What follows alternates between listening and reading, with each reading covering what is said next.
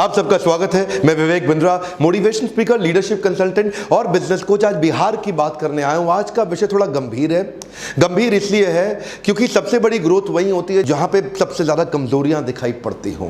देश के अंदर सबसे बड़ी ग्रोथ वही होगी जहां ग्रोथ का सबसे बड़ा गैप बाकी बचा हो। बिहार एक ऐसा राज्य है जहां ग्रोथ का सबसे बड़ा गैप है, जहां पे ग्रोथ की निश्चित रूप से बहुत तेजी से बहुत ज्यादा आवश्यकता है। मेरी जिम्मेदारी बनती है कि मैं उसको केस स्टडी के रूप में आपके सामने प्रेजेंट करूं। 7 बातें बताऊंगा क्यों बिहार इतना पीछे रह गया और क्या किया जाए ताकि बिहार आगे बढ़ सके। देखिए, सबसे पहले तो समझिए, जो हमारे 32-33 राज्य आज हमारे देश के अंदर, यूनियन टेरिटरी मिला करके 33-34, इनके अंदर बिहार का जो पर कैपिटा इनकम है वो लोएस्ट है।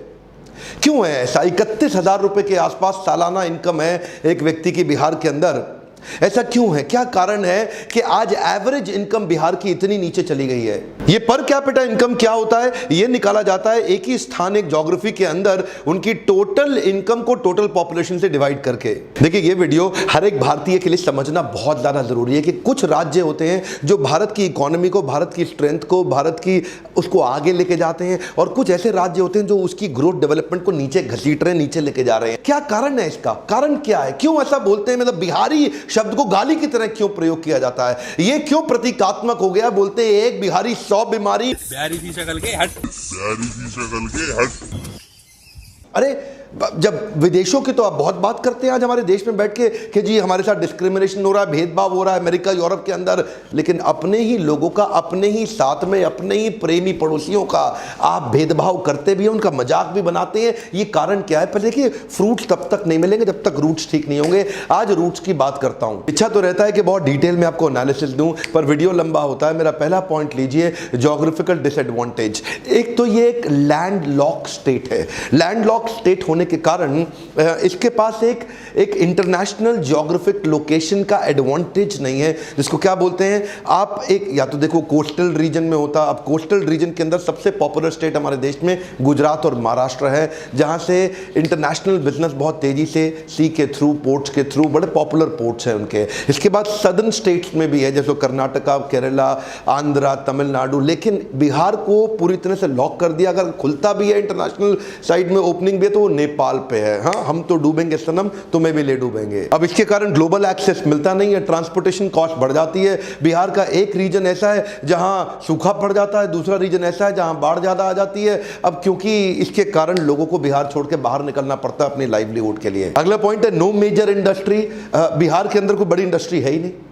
कोई बड़ी इंडस्ट्री अभी भी ब्लू चिप कंपनीज के अंदर, हिंदुस्तान यूनिलीवर के अलावा बड़ी कंपनी इस समय बहुत ज्यादा इन्वेस्टमेंट बिहार में करना ही नहीं चाहती। आप समझिए बात को कि बंगाल से, उत्तर प्रदेश से, मध्य प्रदेश से ट्रक भर भर के माल आता है, लेकिन वो ट्रक वापस खाली जाता है। कम ऑन, वापस खाली जाता है। यहां से, बिहार से कुछ बाहर नहीं जा रहा, बिहार बाहर से माल ले रहा है, दे नहीं रहा कुछ भी। पहले शुगर मिल्स और फर्टिलाइजर्स के प्लांट्स हुआ करते थे, इकोसिस्टम कमजोर होने से कंपनीज ने लॉसेस करना शुरू किया, वो भी बंद हो गई, लोग बाहर जाने लगे छोड़ के। नैले पे दहला तो तब हो गया कि जब झारखंड बिहार से अलग हुआ। जैसे ही झारखंड बिहार से अलग हुआ, मिनरल रिच कंपनी, सारे बड़े कॉर्पोरेट, जितनी भी माइनिंग होनी थी, सब झारखंड में निकल गया। बोकारो हाथ से निकल गया, टाटा नगर, जमशेदपुर हाथ से निकल गया। अब तो कुछ मिनरल भी नहीं बचा बिहार के, तो बिहार बेचारा दब गया। तीसरा पॉइंट है फ्रेट इक्वलाइजेशन पॉलिसी। ये 1950 के दशक में आया था और 1990 के दशक तक रहा। फ्रेट इक्वलाइजेशन पॉलिसी के हिसाब से, तब उस समय झारखंड बिहार जब एक ही था ना, तो जितना भी मिनरल निकलता था उसको ट्रांसपोर्ट करके अपने स्टेट में लाने के लिए सेंट्रल गवर्नमेंट ट्रांसपोर्टेशन पर सब्सिडी देती थी। तो बड़ी कंपनी, इंडस्ट्रियल लोकेशन और कोस्टल ट्रेड हब वहीं रह के अपनी कंपनी रन करते थे, वहीं अपने मैन्युफैक्चरिंग सेटअप, वहीं अपना सारा काम लगाते थे। और मिनरल उठा करके, जो मिनरल रिच प्रदेश था जिसको बोलते हैं बिहार, जब झारखंड भी एक ही था, तो यहां से मिनरल उठाया और वहीं ले गए। अरे भाई, करना क्या चाहिए था? इनको इंसेंटिव देना चाहिए था कि तुम बिहार में ही अपनी कंपनी सेट करो। पर ये क्या करते थे? इनको ट्रांसपोर्टेशन के ऊपर दे दिया इंसेंटिव कि उठाओ माल, बिहार से लेके बाहर निकल लो। सब आए, माल उठाया बिहार से, उठा के लेके सब बाहर निकल गए। अब बिहार का माल लेके सब चले गए बाहर। अगर वहीं फैक्ट्रियां लगा दी होती तो बिहार में आ जाती एम्प्लॉयबिलिटी। इधर का ना कल्चर बदल जाता। यहाँ पे एजुकेशन और एम्प्लॉयबिलिटी दोनों कम रही, इसीलिए इनकी नेशनल अर्निंग के मुकाबले बिहार की अर्निंग बहुत कम रह गई। मिनरल रिच स्टेट होने का कॉम्पिटिटिव एडवांटेज होते हुए भी इसको 1993 तक लूटा गया है। चौथा मेरा पॉइंट है, frog in the pond think it's an ocean. इसे क्या बोलते हैं? इसे बोलते हैं कुएं का मेंढक। जो कुएं का मेंढक है ना, वो उस कुएं को समुद्र समझता है। तो जो बिहार का आदमी है ना, वो सिविल सर्विसेज को ही सब कुछ समझता है। उसके लिए जिंदगी सिविल सर्विसेज ही है सब कुछ। IAS IPS IFS बन जाऊं, सरकारी नौकरी मिल जाए, रेट लिस्ट तय कर दिया, तेरी सरकारी नौकरी, तेरे को दहेज में इतना पैसा मिलेगा। इनको क्या लगता है, सरकारी नौकरी मिल गई, IAS ऑफिसर बन गया, ये टेबल के ऊपर तो लेगा, नीचे से भी लेगा। और क्या सोचते, ये एक्चुअली बिहार में ना कल्चर बन गया। ये देखते थे अपने आसपास, ये देखो ये बाबू है, IAS अफसर है, अब बिजली तो आ नहीं रही है, लेकिन सरकारी जनरेटर पे इसके घर में 24 घंटा बिजली रहती है। तो एक एस्पिरेशन सोशल प्रूफ के साथ बनता चला गया पूरे प्रदेश के अंदर। अच्छा, क्रेज इतना ज्यादा हो गया सिविल सर्विसेज का कि अब अगर कोई व्यापार करने निकले भी ना, तो वो क्या बोलते हैं, ए चौबे जी छब्बे बनने निकले, दूबे बन के लौटे। दैनिक भास्कर का मैं एक आर्टिकल पढ़ रहा था, क्या कहते हैं, पॉपुलरली बिहार के अंदर रेट लिस्ट तय कर दी गई है। IAS अफसर है, इतने का दहेज मिलेगा। IAS अफसर को 1 से 3 करोड़ का दहेज मिल जाता है, IPS को 80 लाख से 2 करोड़, IRS IFS को 50 से 80 लाख मिलेगा, थोड़ा कम मिलता है बेचारों को। इंजीनियर PSU PCS ऑफिसर बन जाए, 40 से 80 लाख मिलेगा। एक्चुअली इसमें जात पे भी डिपेंड करता है, ऊंची जात को 80 लाख, नीची जात को 40 लाख। बैंक PO, दरोगा, स्टेशन मास्टर 15-20 लाख ले लेगा। सरकारी पियोन भी खाली हाथ नहीं जाएगा, वो भी 5 लाख रुपए तो निकाल लेगा दहेज के। ये क्या हो गया, ये सरकारी नौकरी ही सब कुछ है। एक बिहारी आदमी के लिए वो क्या कहते हैं, कहीं सूखा कहीं बाढ़, ना मिले नौकरी ना व्यापार, तो सरकारी नौकरी सब कुछ है। अभी बिहार को मैं और समझ ही रहा था कि इतने में किसी ने मुझे डाउरी कैलकुलेटर पे दिखा दिया। उसमें अपनी उम्र लिखो, कास्ट लिखो, क्या हो तुम, और उसके बाद लिखो प्रोफेशन कैसा है, मंथली सैलरी कितनी है, कहां पे काम कर रहा है, दिखने में कैसा, गोरा चट्टा काला, हाइट कितनी है, पहली शादी है कि दूसरी शादी है, माता पिता क्या करते हैं। इससे क्या होगा, आपका डाउरी कैलकुलेटर निकल के आ गया कि कितना दहेज मिलेगा। इन्हीं चीजों ने मार दिया है हमारे देश को। आज भी हमारे देश में ऐसे संस्कार है कि दहेज की कमाई पे लाड टपकती है कि तेरे को कितना मिला, मेरे को कितना मिला, गाड़ी कौन सी आई। मेरा 5वां पॉइंट है, Bihar is famous for caste politics. Caste politics का मतलब क्या हुआ, इधर कास्ट पॉलिटिक्स ज्यादा चलती है, डेवलपमेंट पॉलिटिक्स कम चलती है। अच्छा देखो, हर चीज के फायदे नुकसान भी होते हैं। कास्ट पॉलिटिक्स का कुछ फायदा तो है। फायदा यह है कि पहले यहाँ पे जो ऊंची कास्ट होती थी वो नीचे वालों को बहुत दबाते थे पैसे से।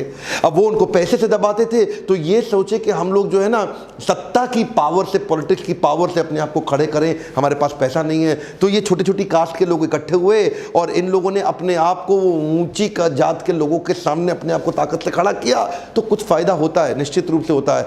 पर जब 91 के बाद लिबरलाइजेशन आया ना देश के अंदर, उस समय बाकी सारे राज्य सोच रहे थे कि हमारे को इंटरनेशनल फंडिंग मिले, अपने फॉरेन इन्वेस्टमेंट्स आ जाएं, अपने लिबरलाइजेशन का फायदा उठाएं, धंधा व्यापार बड़े करें, और ये लोग कास्ट के चक्कर में फंसे रह गए। यहाँ पे ग्रोथ पॉलिटिक्स हुई नहीं, यहाँ पे डेवलपमेंट पॉलिटिक्स की बात नहीं हुई। आज मैं किसी को ठेस नहीं पहुंचाना चाहता, पर कोई डेटा बताऊंगा। ये सब कास्ट के चक्कर में बिहार एक अनस्टेबल गवर्नमेंट की तरह रह गई। 70 सालों में 40 बार तो सत्ता बदली, 23 अलग अलग मुख्यमंत्री आए 70 साल के अंदर। एक मुख्यमंत्री को एवरेज 1.5 साल से ज्यादा मिला नहीं। यहाँ पे बात केवल जात पात की होती रह गई, डेवलपमेंट हुआ नहीं। एक्चुअली क्या सोचना चाहिए कि केवल मेरी कास्ट नहीं, अगर पूरे राज्य में खुशहाली आएगी तो फायदा सबका होगा। गोल्डन स्टेटमेंट को पकड़ लीजिए, अगर खुशहाली आएगी तो फायदा सबका होगा। जब पूरा बिहार ग्रो करेगा तभी फायदा होगा। उसको बोलते हैं इंक्लूसिव ग्रोथ। अगला पॉइंट है population growth rate and literacy growth rate. क्या मतलब हुआ इसका, यहां का जो पॉपुलेशन ग्रोथ रेट और लिटरेसी ग्रोथ रेट है, ये आपस में मिसमैच कर रहा है। लिटरेसी बढ़ नहीं रही है, फर्टिलिटी रेट सबसे ज्यादा है। फर्टिलिटी रेट का मतलब है एक मां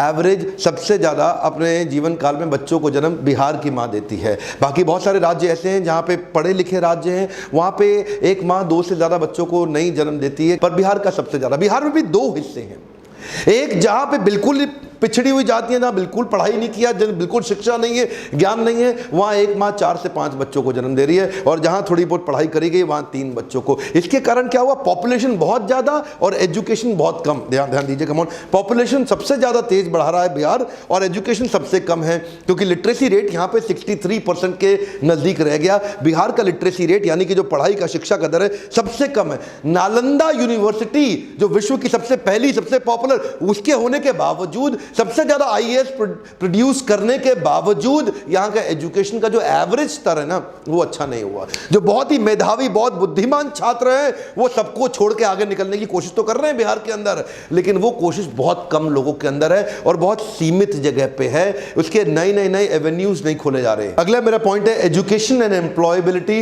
is directly proportionate to earnings. इसका क्या अर्थ हुआ, समझिए बात को।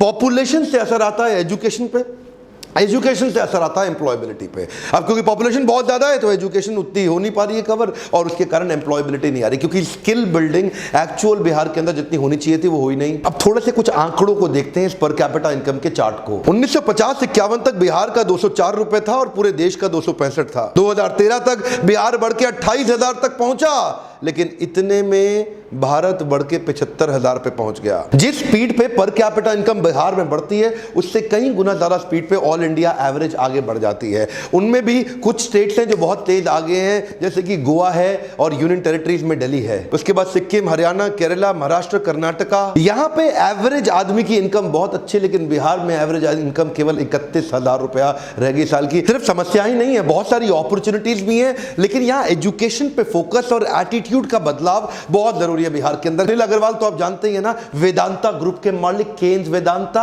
आज one of the top 10 Indian rich people इनकी लिस्ट में इनका नाम आता है। ये बिहार से निकल के आए हैं। रविंद्र कुमार सिन्हा को नहीं जानते आप? SIS सिक्योरिटी इंटेलिजेंस सर्विस, सबसे बड़ी देश की सिक्योरिटी कंपनीज, इनके IPO भी निकले और इनफैक्ट इनकी कंपनी बहुत तेज ग्रो कर गई। बहुत सारे ऐसे व्यापारियों को जरूरत है जो एम्प्लॉयबिलिटी जनरेट करके दे सके। वो मानसिकता से बाहर आना है कि भैया सरकारी, मेरे को तो सरकारी, इस मानसिकता से बाहर निकल के वो सारी बिजनेस और ग्रोथ अपॉर्चुनिटीज प्रोड्यूस करनी है। सबसे ज्यादा ग्रोथ वही होगी, लेकिन मैं वहां ध्यान देना चाहता हूं जहां कोई ध्यान नहीं देना चाहता। इसलिए मैंने बिहार पे केस स्टडी बनाया। क्यों नहीं, बिहार जो पंजाब से आगे हुआ करता था एक समय पे, आज पंजाब 3 गुना ज्यादा इकोनॉमी ग्रो कर गया बिहार के मुकाबले पिछले 40-50 सालों के अंदर। क्यों हुआ ऐसा? आज एवरेज एज के मुकाबले में बिहार में यंगेस्ट पॉपुलेशन है, सबसे ज्यादा यंग पॉपुलेशन पूरे देश की आज बिहार में मानी जाती है। इतना यूथ है, सबसे ज्यादा हार्ड वर्किंग पॉपुलेशन के मामले में बिहार का नाम आता है। बिहार में बहुत सारी अपॉर्चुनिटीज और पॉसिबिलिटीज है, बहुत सारी ग्रोथ की। पहला मेरा आपको केवल ये सुझाव है, अपने होराइजन को बड़ा करें और पॉसिबिलिटीज पे फोकस करें। मैं लीडरशिप फनल ऐसे ही लोगों के लिए बनाने का प्रयास किया जिनको बिजनेस का नॉलेज अंडरस्टैंडिंग नहीं, लेकिन देखते ही देखते 6 महीने में नेक्स्ट लेवल पे जाते हैं। ऐसा नहीं कि मैं आपको कह रहा हूं कि लीडरशिप फनल ही आपके लिए सुझाव है, पर मैं इतना जरूर कहूंगा कि लर्निंग पे फोकस करिए, तभी अर्निंग बढ़ेगी। आपसे अगला प्रश्न पूछना चाहता हूं, किस और राज्य की केस स्टडी आप मुझसे चाहते हैं समझना, नीचे कमेंट बॉक्स में लिखिए। कौन से और स्टेट के ऊपर केस स्टडी बना सकूं। बिहार को आगे लेके जाना न केवल मेरी बल्कि इस देश में हर व्यक्ति की जिम्मेदारी है। बिहार के लोगों तक, हमारे प्यारे भाइयों तक ये वीडियो को पहुंचाइए, ताकि उनके अंदर शायद हो सकता है ये इंस्पिरेशन की चिंगारी जाग जाए। आपका वीडियो शेयर करना बड़ा महत्वपूर्ण है, क्योंकि अगर आप शेयर करेंगे तो लोग वीडियो देखेंगे, क्योंकि आपके शेयर करने में बहुत वैल्यू है। इसलिए इस वीडियो को पूरे बिहार के मेरे सारे भाइयों तक पहुंचाइए, ताकि उनके अंदर इंस्पिरेशन की एक चिंगारी जागे। अगर मेरे एजुकेशन बेस्ड वीडियो से अगर आपकी इतनी सी भी मदद होती है तो लाइक जरूर करा करिए। आपके लाइक से मुझे पता चलता है कि आपको इस प्रकार की वीडियोस पसंद है। मैं सोचता हूं कई प्रकार के लोगों पे वीडियो बनाऊं, गुजराती पे बनाऊं, कभी सोचता हूं सिंधी पे बनाऊं, मारवाड़ी पे बनाऊं, कितनी तरह की केस स्टडीज बनाने का मेरा मन करता है। पर एक बात रिक्वेस्ट करूंगा, अपने आसपास हर व्यक्ति से सब्सक्राइब कराइए और कम से कम बिहार के अंदर हर आदमी को बोलिए सब्सक्राइब करने के लिए। बिहार की पॉपुलेशन आज 10 करोड़ की है, one of the largest populated state in the country, जिसकी अगर ग्रोथ हो गई तो पूरा देश बदल जाएगा। मेरे साथ जुड़े रहने के लिए, वापिस आके हर वीडियो को देखने के लिए प्रेम पूर्वक हर बार की तरह फिर से इस बार आप सबका बहुत बहुत धन्यवाद।